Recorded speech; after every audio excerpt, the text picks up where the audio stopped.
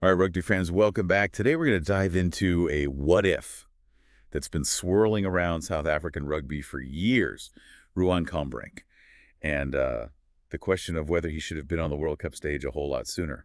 We've got a ton of material to sift through, match analyses, articles, even some firsthand accounts to help us unpack this. Yeah, Combrinck's story is a really good example of the kind of decisions coaches wrestle with when they're putting together a World Cup squad. It's tough, right? I mean, you've got a guy absolutely lighting it up in Super Rugby winning trophies with the Lions' 3 Super Rugby finals, a Currie Cup title in 2015. It makes you wonder why he wasn't in the green and gold sooner. Yeah, and even before his test debut in 2016, Combrinck was a force to be reckoned with. I mean, a powerful winger and a long-range kicker.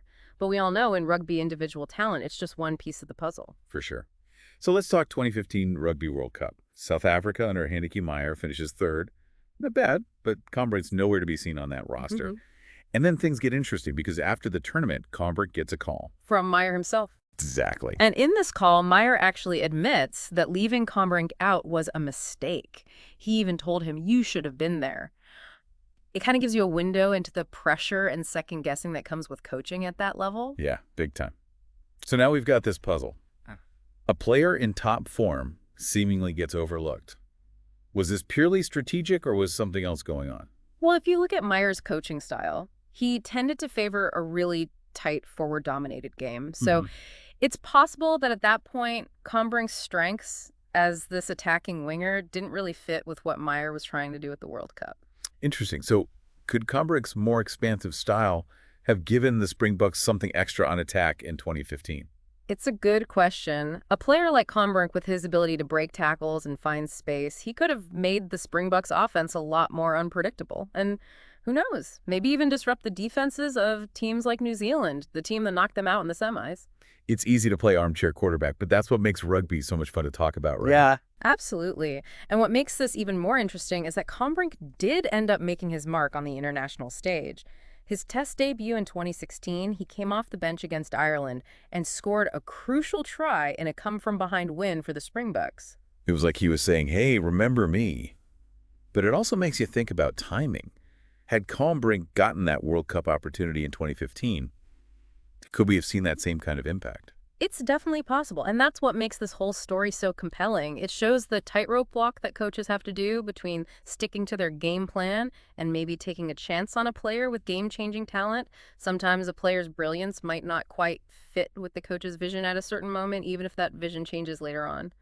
It also makes you wonder if that phone call from Meyer lit a fire under Combrinck, like all right, I'll show you what I can do type of thing. Yeah, I can see that. It wouldn't be the first time we've seen a player turn that sort of thing into fuel. Yeah. It adds another layer to the story, for sure.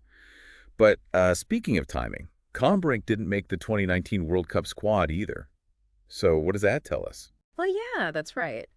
And while we don't know exactly what Rassie Erasmus was thinking back then, it does highlight how much professional rugby is constantly changing. Form can go up and down. New guys come onto the scene. Game plans evolve. What worked perfectly in one World Cup cycle might not work in the next one.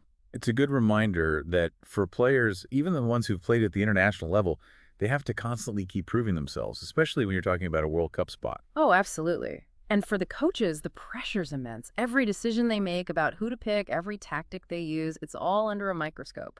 It's not just about managing a team, it's about carrying the hopes of a whole nation. It's a wild dynamic. And while we can speculate about why Combrinck wasn't there in 2019, it's important to remember that he was consistently delivering for the Lions at the club level.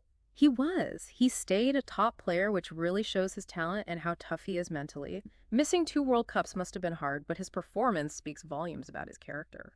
It's a good reminder that even when things don't go as planned, like not making the World Cup, there's still a chance to achieve great things and leave your mark on the game. No doubt. Combrinck's journey shows young players that talent's crucial, but it's not everything. You also need dedication, perseverance, and the ability to adapt to whatever comes your way in the world of professional rugby. So for all the rugby fans listening, and Combrinck's story gives you a peek behind the scenes, right?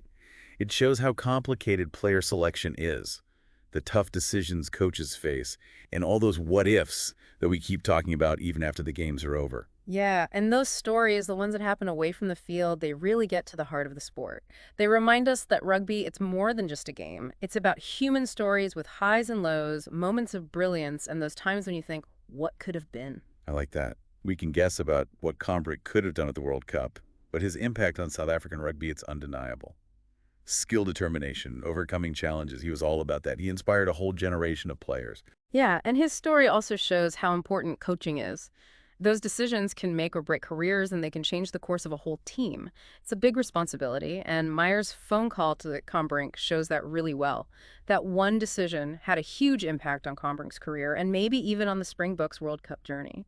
So as we wrap up this deep dive into Ruan Combrinck's career and all the what-ifs about his World Cup potential, what's the main takeaway you'd want our listeners to think about? I think the biggest thing is understanding that even in rugby, where strength and strategy seem to be everything, there are so many factors that determine success. It's not just about how talented you are as an individual. Timing the decisions coaches make, team chemistry, and a ton of other things can either make you a star or leave you wondering, what if? Yeah, it really makes you think about all the different paths things could have taken in rugby history. I know, right? And, for any aspiring rugby players out there listening, Combrink's story is a good reminder that the road to success, it's not always a straight line. You're going to hit bumps in the road, miss out on some opportunities, have those moments where you wonder if you're on the right track. But like we saw with Combrick, you can still achieve amazing things even if it's not how you originally pictured it. It takes resilience, and you got to be able to adapt. It's a good lesson for sure. Talent's important, but it's that combination of dedication and perseverance and knowing how to handle the curveballs that really shapes a player's career. Totally. So as we wrap up this deep dive into Ruan Combrinck's career and that big what if Hmm. about his World Cup potential, I think we've learned some really interesting stuff. We have. We've seen how individual talent clashes with coaching styles, the insane pressure of picking a World Cup team, and how a player can make a real difference even when their dreams take a different turn. And hey, maybe this deep dive will get some of you thinking about those untold stories, those what ifs that are hidden in rugby's history. Sometimes those are the stories that tell you the most about what the game is really all about. That's a great point. And on that note, we'll leave you with that thought. Thanks for joining us on the deep dive. Until next time, keep exploring the awesome world of rugby, both on and off the field. Yeah, and keep having those what-if conversations. They're what make rugby so fun to watch and talk about. See you next time.